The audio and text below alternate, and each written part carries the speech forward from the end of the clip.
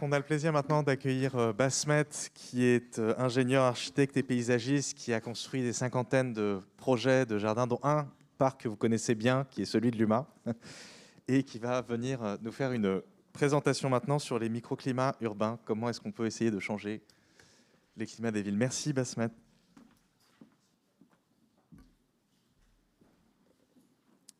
Hello. Bonjour.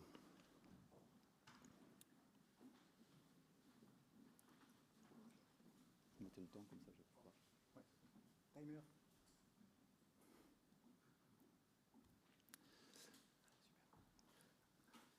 Alexander von Humboldt. J'adore commencer avec cette image qui montre une nouvelle façon de représenter l'interaction entre les éléments. Ce que vous voyez ici, c'est un genre qu'il invente, Alexander von Humboldt, et qui essaye de comprendre comment les choses fonctionnent. Et vous voyez bien, il y a un dessin qu'il a fait, mais il y a aussi des tableaux, il y a des descriptions. Il va découvrir les Amériques et il va prendre en compte tout ce qu'il voit. À l'époque, on ne savait pas encore quels paramètres étaient plus importants que les autres. Du coup, il essaye vraiment de prendre en compte tout. Par exemple aussi la couleur bleue du ciel. Il avait inventé une machine pour justement comprendre le taux de cyanide dans le ciel. Et il essaye de regarder tout ça ensemble.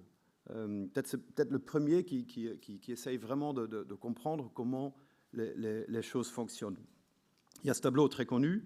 Il y a aussi ces esquisses que j'adore parce qu'on comprend qu'il essaye de comprendre.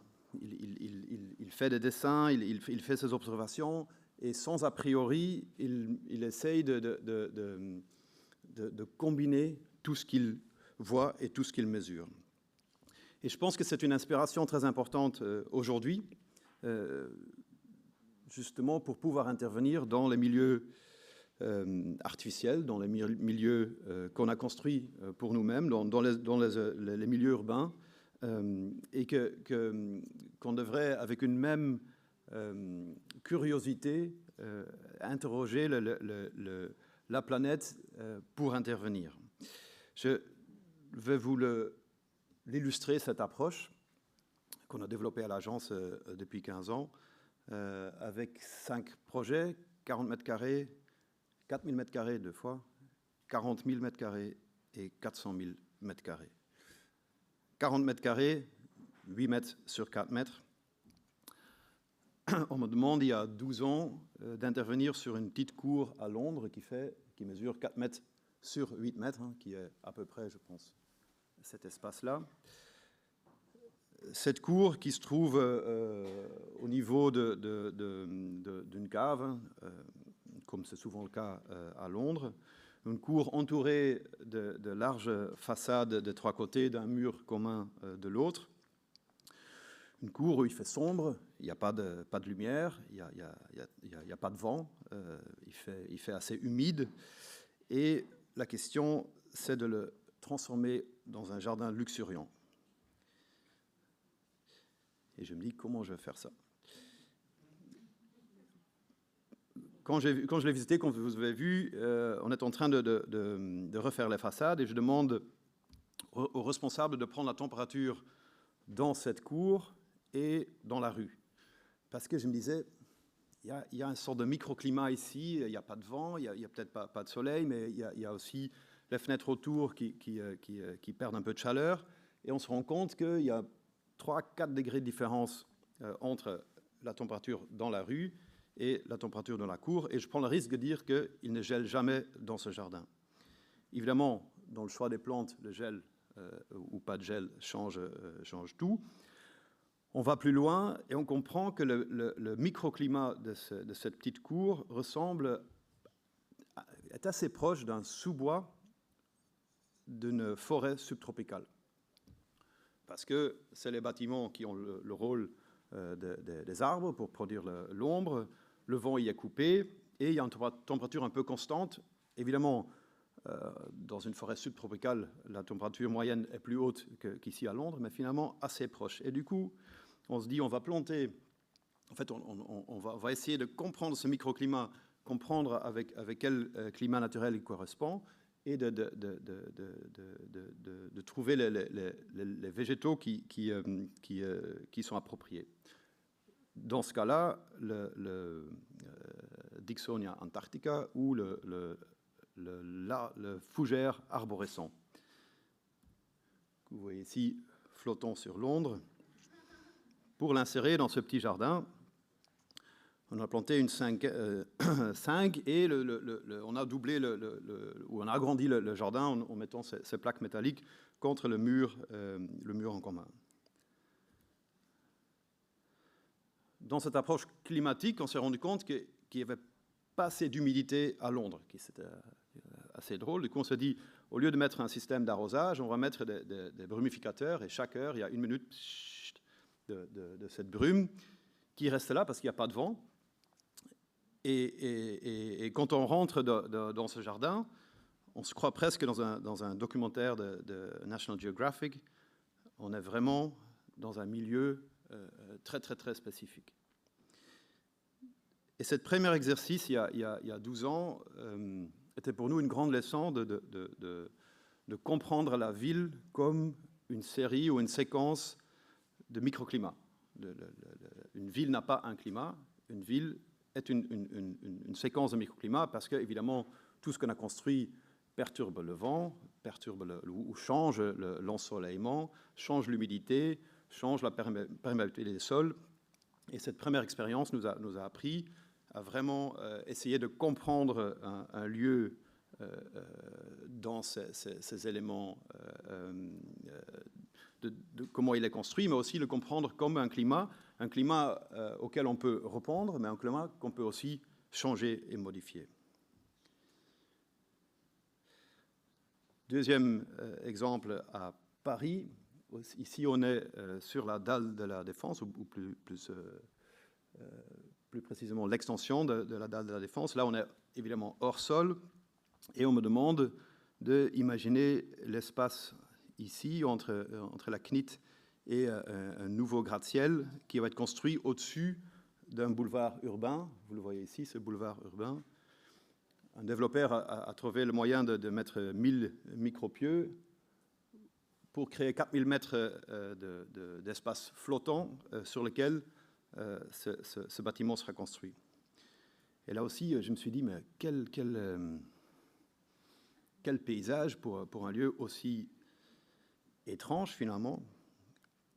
Et en me baladant, je me suis dit, mais en fait, c'est pas si étrange. On est assez proche d'un milieu qu'on connaît très bien. Les vitres, c'est les glaciers. L'espace, c'est très, très minéral. Je me dis, c'est la seule chose qui manque, c'est le tree line. C'est la ligne d'arbres qui décide, ou l'altitude qui décide, ou qui dessine cette ligne qui devient une sorte de référent quand on se balade dans les montagnes. Je me dis, peut-être si on arrive à créer ce même référent à la Défense, ça va aider à créer un lieu où on se sent peut-être un peu plus accueilli, un lieu qui va couper le vent, qui va amener une certaine naturalité des oiseaux, le bruit des feuilles. Et du coup, on s'est dit, est-ce qu'on ne peut pas lire le milieu de la Défense comme un milieu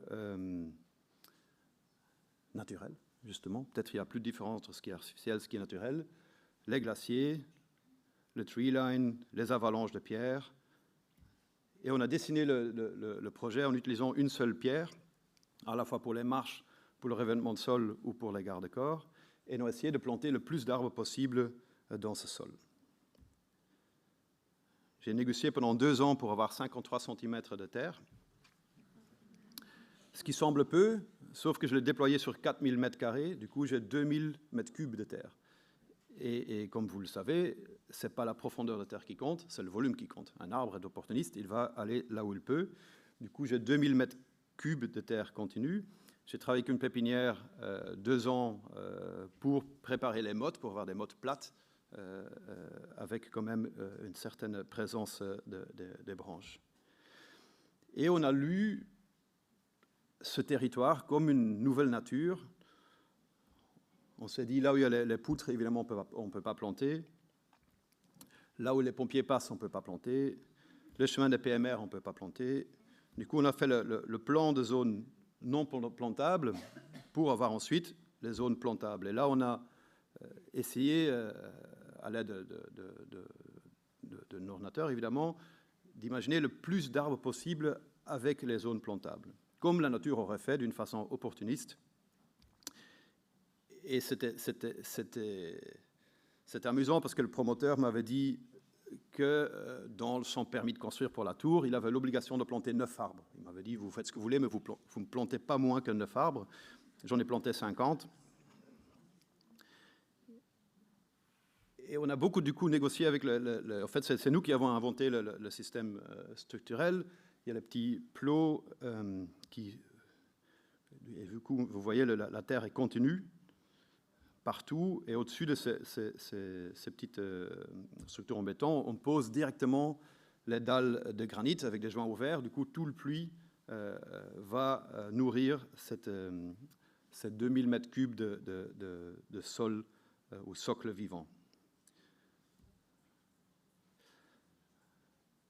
J'aime bien cette image parce qu'on retrouve cette qualité de montagne. Il n'y a pas de regard, il n'y a rien à part le sol minéral, les joints ouverts et les arbres.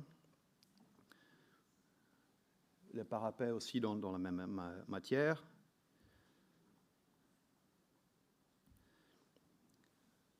On vient de le planter il y a 2 ans, mais on commence à sentir cette tree line qui va se développer et qui, d'ici 5 ans, va vraiment créer cette référence. Et quand on regarde de l'autre côté, j'aime bien cette image-là aussi, comme quand vous vous baladez dans les montagnes, on voit un peu les différents pics qui se succèdent ici avec les escaliers. Deuxième projet de 4000 m² à Bruxelles. En 1902, il est décidé de relier la gare du Nord avec la gare du Midi. Et pour ne pas créer une rupture dans la ville, on décide de créer un tunnel à mi-chemin entre la ville haute et la ville basse. Sauf que pour créer le tunnel, on a dû raser toute cette zone-là. Et le résultat, c'est qu'au-dessus du tunnel, on a créé une dalle en béton qui aujourd'hui crée une sorte d'îlot de chaleur linéaire qu'on peut parfaitement lire sur cette carte. Il y a très peu de végétation à cause de cette dalle en béton au-dessus du tunnel. Et surtout, il y a des grands problèmes d'inondation plus bas dans la ville basse. On a fait le concours il y a 1 an et je me suis intéressé au sol. Et on s'est rendu compte que justement la jonction, comme elle s'appelle Nord-Midi, se trouve à la limite des sols perméables de la ville haute par rapport à la ville basse. En fait, on dit ville haute, ville basse, mais finalement, c'est la vallée de la Seine. Et je me suis dit, c'est quand même dommage de ne pas pouvoir planter justement dans ces sols perméables qui pourraient récupérer les eaux pluviales de la ville haute et évidemment limiter les inondations dans la ville basse.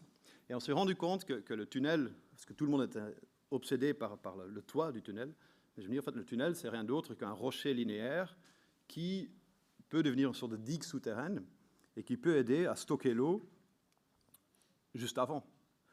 Du coup, en déminéralisant l'espace avant le tunnel, on peut prendre tous les eaux de pluie de la ville haute, les stocker dans un nouveau réservoir linéaire, planter des arbres dedans qui, par l'évapotranspiration, vont remettre cette eau de pluie dans l'atmosphère et transformer l'îlot de chaleur en l'îlot de fraîcheur.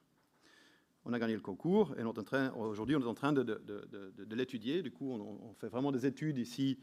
Encore une fois, à l'aide de l'ordinateur, on interprète la topographie pour comprendre le runoff, le ruissellement des eaux de pluie et comment on peut les récupérer dans cet réservoir linéaire grâce à ce tunnel qui a été créé il y a 100 ans. Une première prototype va être construit dans quelques années où on va essayer de créer ces plateaux horizontaux qui vont permettre la récupération des eaux de pluie. Et on l'a vu cet été, il y aura des périodes de sécheresse plus importantes qui seront suivies par des moments de pluie. Il faut vraiment récupérer cette pluie-là pour la survie de ces plantes. 40 000 mètres carrés, le parc des ateliers, nous sommes ici actuellement. Ça, c'est le projet le plus complexe qu'on a fait jusque-là, qui se nourrit justement de toutes ces autres expériences.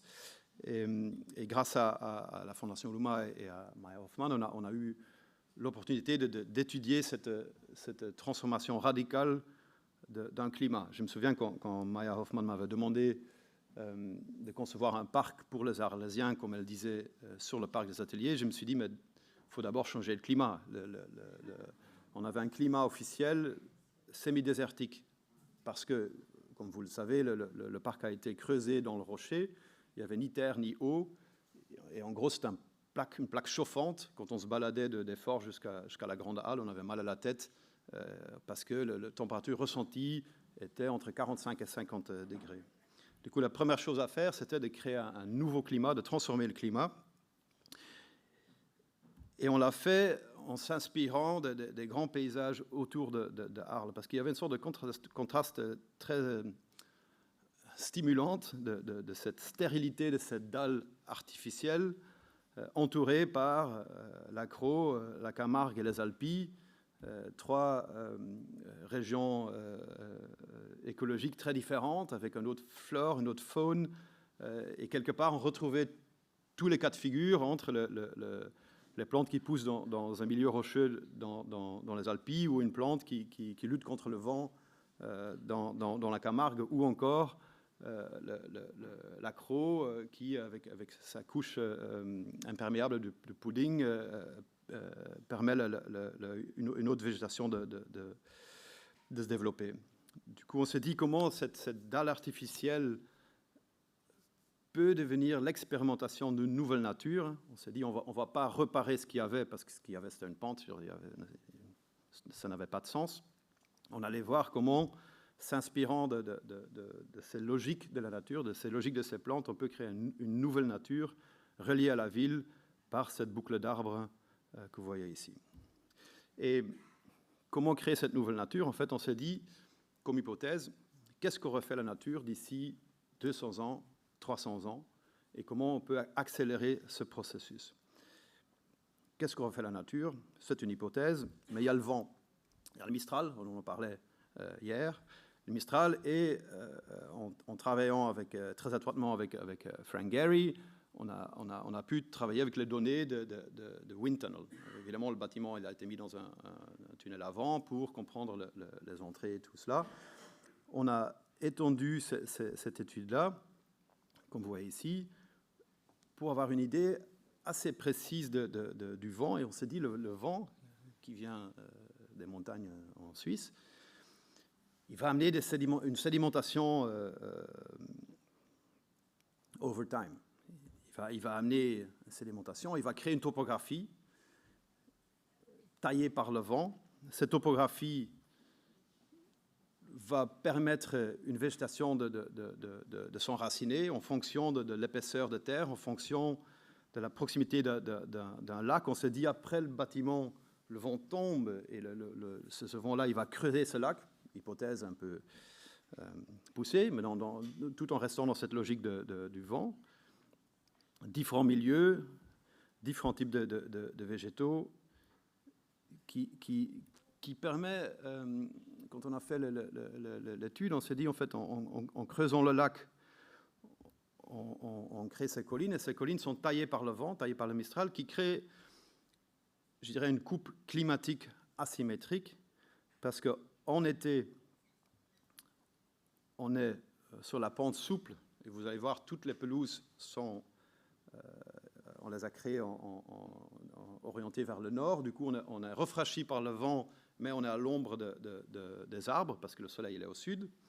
Tandis qu'en hiver, on est chauffé par le soleil et coupé par le vent par cette même butte. Du coup, une coupe asymétrique qui marchait bien, qu'on a déployée sur les 40 000 m² du parc, et qui permettent ensuite de jouer avec l'épaisseur de terre qu'on a amenée. Encore une fois, sous les collines, il y a la dalle en béton qui couvre le rocher.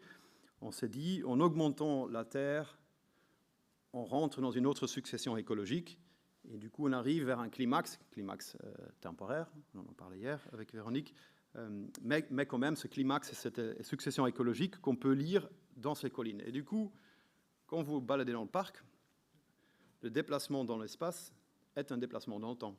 Parce que de plus que la Terre monte, de plus que vous rentrez dans le futur. Une fois que vous êtes à côté d'un pin, vous êtes 200 ans plus tard. L'accumulation de la sédimentation. Du coup, au lieu d'aller dans le passé, on essaie d'aller plus vite dans le futur. Accélération du temps et compression de l'espace. Compression de l'espace parce que ici, vous voyez la Craponne, le canal qui a été creusé il y a 500 ans et pour irriguer la Crau. C'est l'eau de la Durance qui est versée dans le Rhône. Et tout l'eau qui passe devant le site, en fait, c'est l'eau non utilisée par les agriculteurs. Et la Fondation Luma, avec la ville d'Arles, est devenue membre de l'association des arrosants de la Crau. Et du coup, on pompe cette eau-là, l'eau de la Durance, dans le lac. Il est filtré par les bassins de filtration, le bassin de régénération. Il déborde dans une cuve. Et à partir de la cuve, les 80 000 plantes qu'on a plantées sont arrosées. Une coupe technique assez spécifique, parce que comme on n'avait pas le droit de creuser, on a créé notre nappe phréatique artificielle nous-mêmes. Sous chaque colline se trouve une réserve hydrique qui permet qu'aucune goutte de l'eau de pluie est perdue. Tout est gardé sur place. Et la seule façon que l'eau quitte le lieu, c'est par l'évaporation. Et l'évaporation crée le microclimat. En été, on peut évaporer jusqu'à 1500 mètres cubes par semaine, encore une fois, par les plantes, par le plan d'eau, pour changer le climat. On a travaillé étroitement avec Transsolar sur ce qu'on appelle UTCI, Universal Thermal Climate Index. On ne compte pas, en fait, ce n'est pas la température qui compte pour on en parlait hier, mais c'est la température ressentie qui est à la fois la température, l'humidité, la radiation, le vent et l'activité de la personne concernée. Mais du coup, le climat semi-désertique, ici devant les forges, devant la mécanique, le bâtiment qui se trouve juste là, est changé en climat méditerranéen. J'ai demandé à Transsolar de prendre les mesures pour avoir un rapport objectif. Et là, vous voyez en juillet, en plein soleil, ça c'est toutes les heures du mois de juillet, 13% de temps confortable à l'extérieur, augmenté à 65% grâce au projet, et quand il y a un peu de vent, 77% du temps. Le projet devient une sorte au fait, il est dirigé par cette coupe climatique. Encore une fois, l'apport de l'eau essentiel. C'est assez intéressant parce que la façon qu'il a été conçu, c'était vraiment d'abord amener de l'eau, ensuite amener la terre, ensuite amener les plantes, et ensuite les animaux sont venus d'eux-mêmes. Aujourd'hui, avec la Tour du Vala, le centre scientifique qu'avait créé le père de Maya, on fait des comptes. On compte la vie dans l'air, la vie dans le sol et la vie dans l'eau, pour comprendre comment comment on peut créer une sorte d'organisme indépendant en ville. Je vous montre encore un avant-après, parce qu'il ne faut pas oublier l'avant. Du coup, avant, photo aérienne ancienne, vous voyez cette dalle en béton qui entoure la mécanique. Ici, on est là dans la formation. Et l'après, où encore une fois, ce n'est pas un dessin formaliste, ce n'est pas un dessin qu'on a dessiné, mais c'est le résultat de cette hypothèse de ce vent qui taille une nouvelle topographie de dunes sur le site. Quelques photos. J'avais toujours dit que j'allais mesurer le succès du parc par le nombre d'oiseaux migrateurs qu'on va compter. Et aujourd'hui, c'est assez drôle parce que les gens d'Arles m'envoient des photos d'un héron ou d'une cigogne, des oiseaux qui commencent à venir visiter le parc, tout comme évidemment les humains. On voyait bien d'ailleurs qui s'installent à l'ombre. Hein. On voit parfaitement l'ombre des arbres qui instinctivement sait où s'installer. Et du coup, on retrouve à la fois les plantes de la Camargue au bord de l'eau, les plantes des Alpilles sur les collines, et on retrouve l'accro dans les galets et dans l'étanchéité du lac.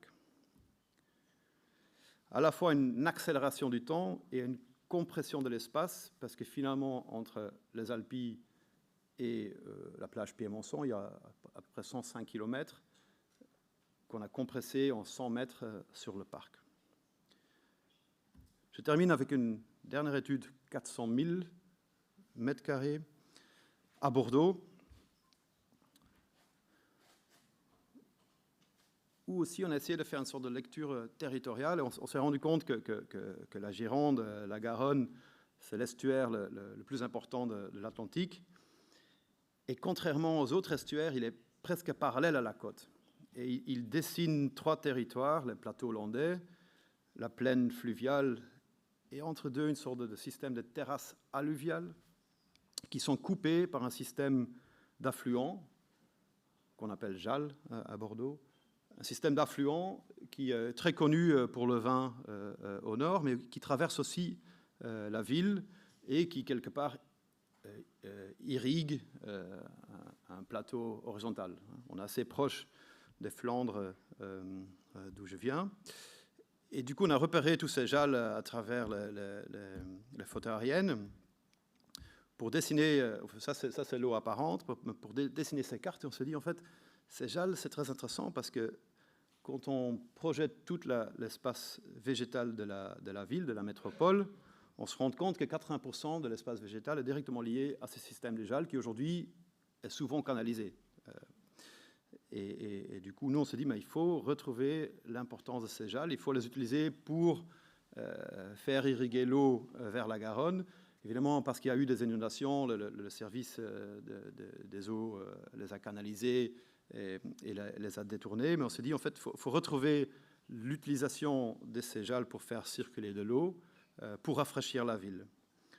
Aussi, avec Transolar, on avait travaillé sur le climat de la ville de Bordeaux. On venait d'avoir la canicule en 2003. Vous voyez bien qu'il y avait un vrai problème de surchauffement dans la ville minérale qui est Bordeaux, comme autant de villes médiévales en Europe. Et surtout, on s'est rendu compte qu'il y avait un fort potentiel adiabatique, ça veut dire refroidissement par l'évaporation de l'eau. Et en plus, pendant la période estivale, le vent vient majoritairement de l'ouest, refroidi par l'Atlantique, refroidi par les Landes. On s'est dit, on peut utiliser ce système de JAL pour guider le vent jusqu'au centre-ville. C'était une première hypothèse qu'on avait faite, de commencer à lire le territoire comme une sorte d'air conditioning territorial. Qui va ensuite, encore une fois, aujourd'hui c'est souvent canalisé, mais on peut imaginer que ce système parallèle va complémenter le système radioconcentrique de la ville et peut-être aussi changer un peu la façon de voir la ville, parce que la ville pensait à faire une couronne verte et conserve à réfléchir la ville comme des centres concentriques. Donc on se dit, à l'échelle territoriale, c'est plutôt le côté est-ouest qu'il faut privilégier. Plateau hollandais, plaine fluviale, terrasse alluviale et un système de JAL pour le compléter. On l'avait travaillé ou on l'avait élaboré depuis les sources dans les Landes jusqu'à la Garonne et le miroir d'eau de Corajou pour montrer comment on peut, à travers cette lecture du territoire, imaginer une autre façon d'organiser la ville, même de créer des chemins piétons ou cyclables. En 15 minutes, on peut aller de la Garonne jusqu'aux Landes. Et je termine avec quelques avant-après, juste c'était plus pour motiver les politiciens. Un peu facile, un peu comme la publicité, le mec sans cheveux avec des cheveux. Mais bon, c'était juste pour montrer que très facilement, en fait, on peut trouver une place pour l'eau et surtout doubler les intérêts à la fois de l'eau, à la fois des plantes, à la fois des animaux, mais aussi des activités pour l'humain. Du coup, je pense que je termine là-dessus, en repensant à von Humboldt, l'organisation du territoire est vraiment une question spatiale. Et comme on l'a montré ici à Arles, sur les 40 000 m², seulement 5 000 m² est vraiment pour l'humain. C'est les pelouses que vous voyez. Tout le reste, on l'a imaginé pour le développement des plantes et pour que les animaux puissent aussi retrouver un lieu pour eux. Merci beaucoup.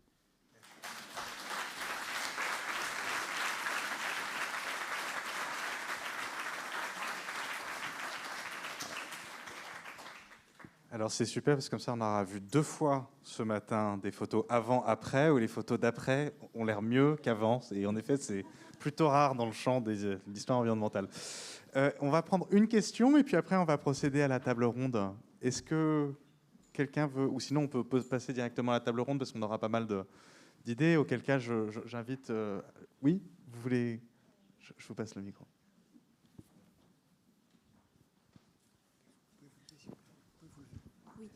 Bonjour. Alors déjà en tant qu'arlésienne, je voulais vous dire merci. C'est formidable le cadeau que vous nous avez fait avec le parc. Et puis vous avez compris un truc essentiel, c'est que quand qu'on grandit à Arles, on grandit avec le Mistral et ça nous forge. C'est pas juste une question physique, c'est aussi psychologique, c'est une manière d'être. Et c'est bien que vous ayez compris ça au niveau paysager. Donc merci beaucoup. J'avais plutôt une question concernant Bordeaux. Il y a pas mal de modélisations qui ont été mises en œuvre suite au 2e rapport du GIEC, c'est-à-dire l'impact du dérèglement climatique. La plupart des modélisations sur la région bordelaise concluent au fait qu'il va y avoir des inondations massives du territoire, pas simplement sur la plaine fluviale, mais probablement au-delà. Donc il y a quand même de fortes chances que les photos de l'après, ça ne soit pas un canal aménagé, mais juste des zones complètement inondées. Donc j'ai 2 questions. Premièrement, est-ce que les élus à Bordeaux s'en rendent compte, enfin, en termes de déplacement de population, d'activité, d'habitat, enfin, est-ce que tout ça c'est pensé? Et deuxième point, est-ce que ça peut être envisageable aujourd'hui de travailler sur des modélisations paysagères de l'impact du dérèglement climatique, surtout sur des zones qui vont être inondées? Et sans vouloir être trop négative, enfin, votre zone dans les Flandres, elle va être massivement impactée aussi. Enfin, en gros, du Havre jusqu'à Hambourg, les questions d'inondation et de déplacement des populations, elles vont être très importantes. Merci. Non, c'est une question très importante. Je pense que le politique commence seulement à se rendre compte de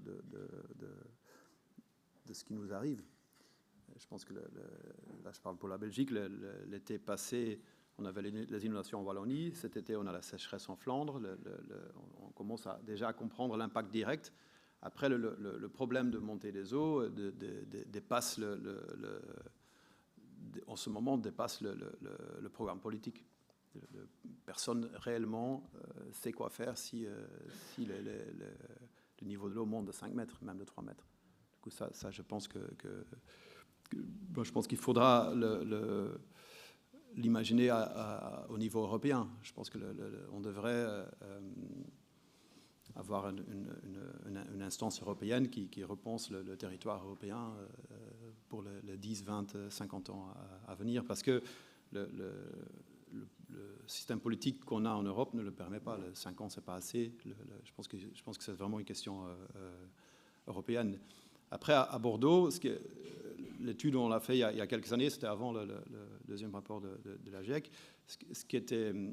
La difficulté, c'est que déjà qu'il y a une division entre les services publics qui n'est pas propre à Bordeaux, qui est propre à toutes les villes, et que nous, à chaque fois, on essaye de les faire travailler ensemble pour avoir une autre façon de regarder le territoire. Ce n'est pas seulement un problème d'eau ici, ou un problème d'espace vert là, ou un problème de mobilité ici. Tout est évidemment lié, et en ayant un peu de recul, on peut imaginer une autre façon de faire. Par exemple, à cause des inondations, on avait canalisé tous les eaux venant des plateaux hollandais, mais on peut parfaitement imaginer qu'il y a un système qui permet au moins de faire circuler un peu d'eau pour nourrir les végétaux et refroidir la température. en cas d'augmentation d'eau, on peut peut-être même inverser le système.